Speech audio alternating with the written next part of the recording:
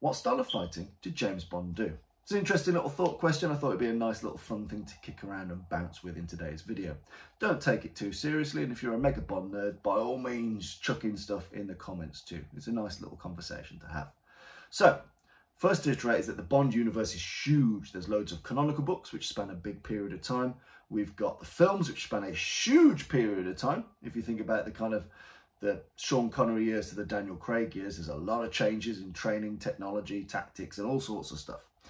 So you've got those, you've got authorised versions such as the books by Anthony Horowitz, which take and again, some of those go back into the past and play with the background, biography, story of Bond 2, as well as any number of things like the Young Bond series, which go even further back into his training. So let's have a look at original early Bond. What type of training and skills would he have had? Well, the backstory for Bond does vary depending on book to book and background to background, but typically people talk about service in either the SOE, so the Special Operations Executive. These are the spies and saboteurs trained by British and Commonwealth forces in the Second World War to go back into Europe, be intelligence sources, blow stuff up, kill people, rally around and organise resistance on the ground. So that's what the SOE do. You've got his work in the Secret Intelligence Services, of which there are many in Great Britain, most famously your MI6s, your MI5s. So again, that is a solid background for Bond, and also Bond's work as a Royal Naval Reserve officer, and that is why he is Commander Bond. So you've got those tranches, as well as many other things.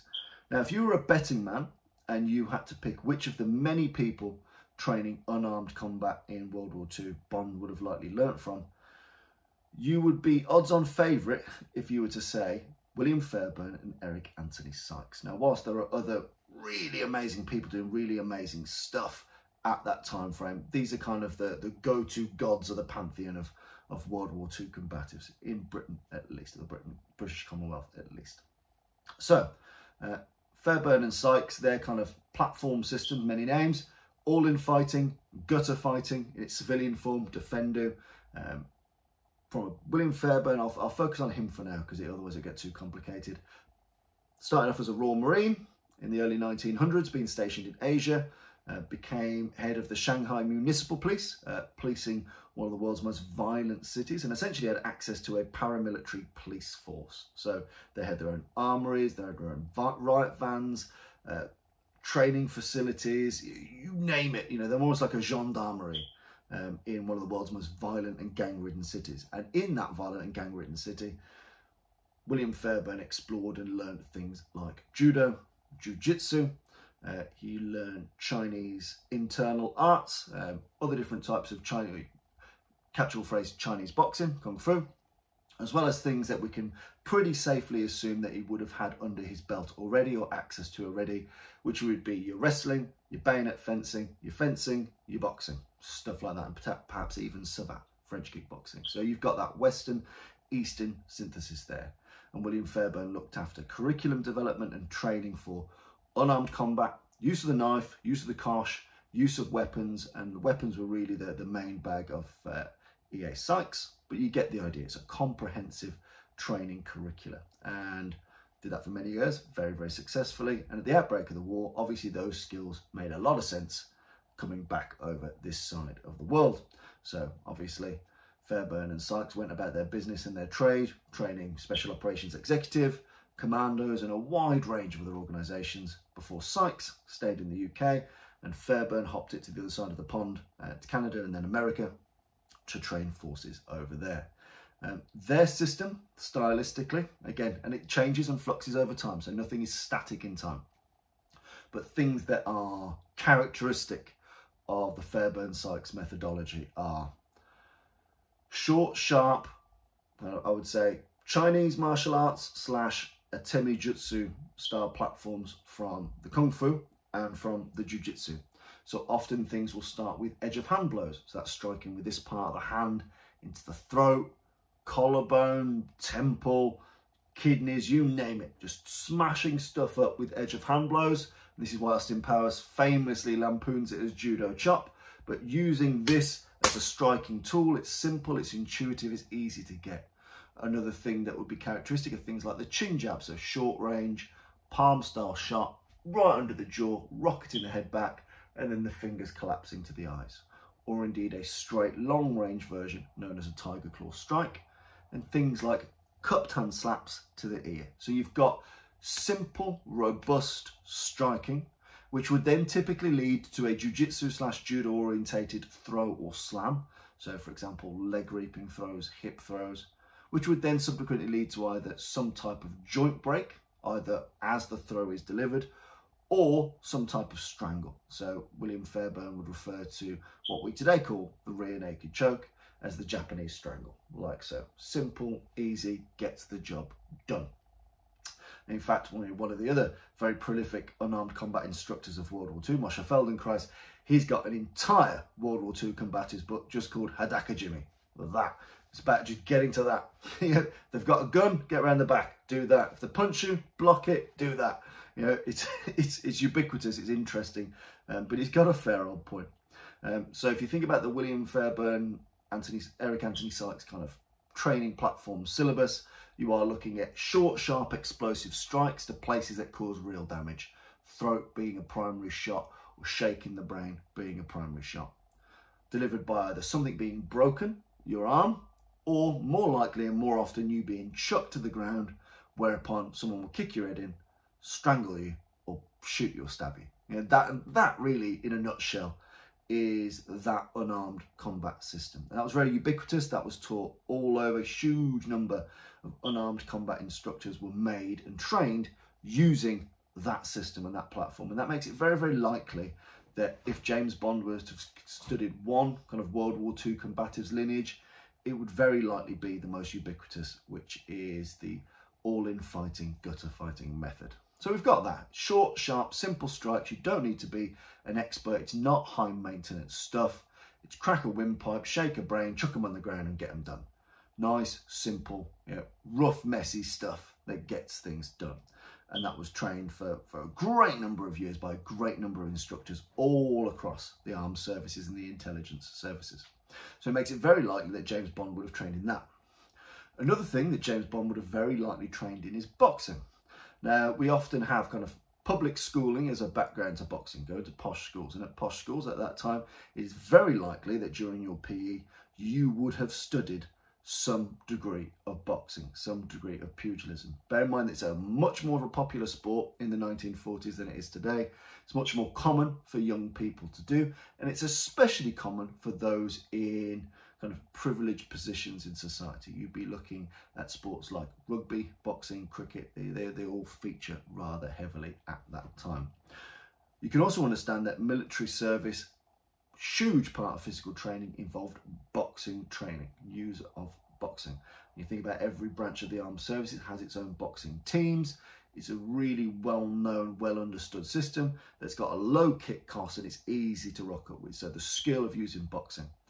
And another thing which is done at that time is known as milling. Now, milling is essentially the act of putting on bigger, heavier weight boxing gloves and having a set two, hitting each other full force for 30 seconds, a minute.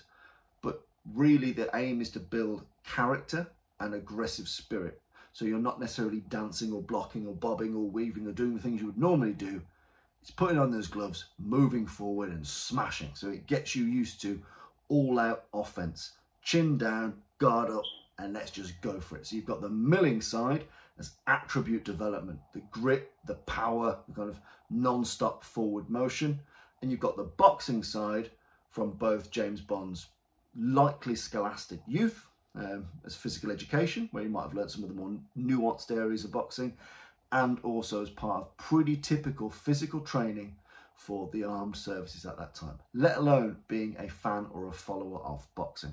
And then believe in the Smersh files when they're reviewing James Bond's skills, having proficiency in boxing is one of the things that is written down. So it's one of the only examples of kind of in writing James Bond's martial skill set. And we see that manifest in the films, really handy with his fists, can take a shot because James Bond is often shown as very fallible, takes a shot, takes a hit, and can keep on going. And you could attribute things like that to maybe the milling, that psychological preparedness to just keep on going, as well as the ability to duck, slip, move, and land knockout shots. It's very rare you see James Bond have to hit people more than a couple of times because he can get his way into the shots. He knows his craft when it comes to boxing. albeit in a more brawlery style, not stylistic. So you've got the World War II combatives, most likely from the all-in fighting / gutter fighting lineage. You've got the boxing from both schooling and armed services backgrounds. And then finally, to add to the mix, and again, commonly referenced, especially a little bit kind of the midpoint in James Bond years, is the judo. And again, in the Smersh files, it's stated that James Bond has a good working knowledge of the grips of judo. And again, this makes a lot of sense for the time, judo being, at that time of James Bond's era, you know, one of the most ubiquitous, well-known, well-practiced of the martial arts. You know, back in the 1950s, really, it's a judo club or a boxing club that you're going to find for fighting skills. You know, and often judo and jiu-jitsu are still kind of used or taught kind of simultaneously.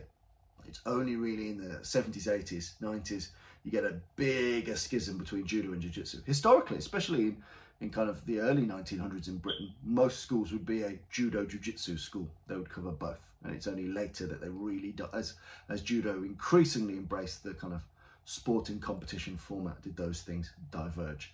But we can safely assume that James Bond's skill in judo is something that's written, something that's explored. We see it in the films, we see it in the books, and it makes a lot of sense because he's working in close proximity. He's often working with infiltration and disguise and getting very close to opponents, and he's got to be able to get them down and out fast, because James Bond is often working as a solo operator in a dangerous environment, hazardous environments where he's surrounded by enemies. So he can't spend a huge amount of time wrestling around on the floor or having 12 rounds of boxing. So the ability to take a grip, slam someone hard and leg it, nick their gear or finish them off, that is an important skill set to have. And you can see that in James Bond's fight scenes. It'll often be kind of slip, hit, grip, throw, done.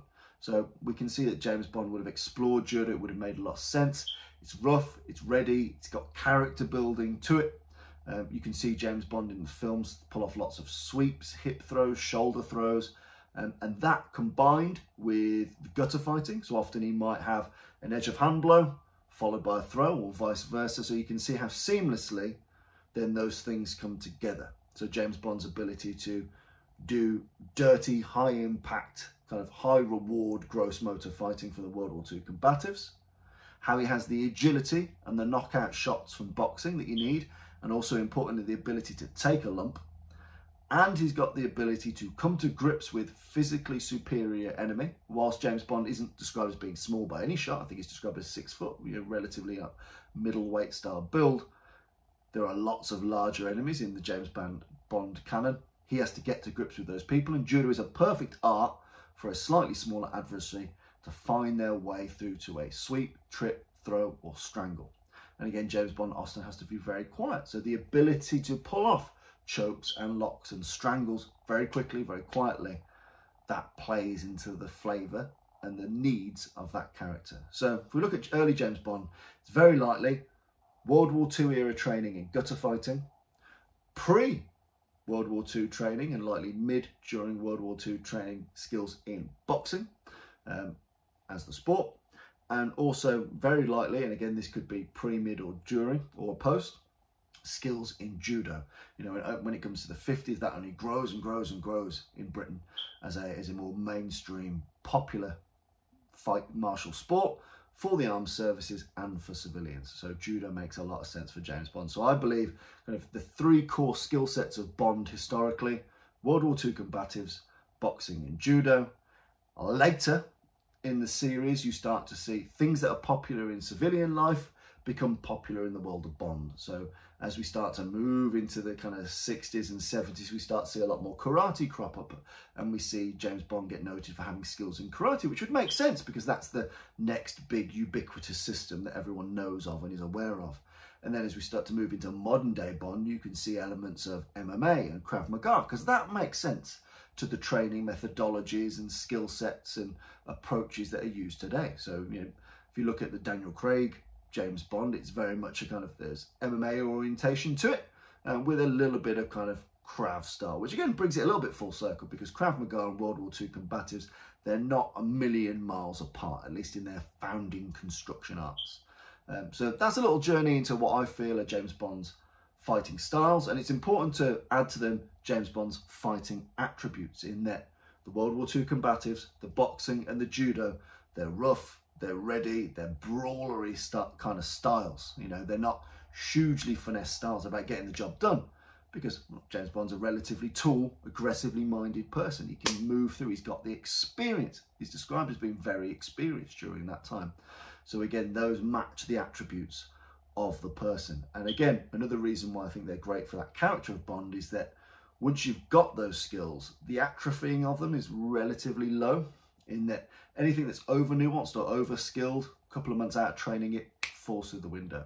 If you've spent a good few years boxing, doing judo, understanding World War II combatives, yes, you'll get less and less good, but they tend to stick with you for a good while. They've got good resonance. They stay in the old grey matter for quite some time. So they're really useful tools. And if you imagine World War II combatives designed for people to learn over a couple of days, they're probably never going to practice it again until they might have to use it. Let's be fair, because they've got other stuff to be doing.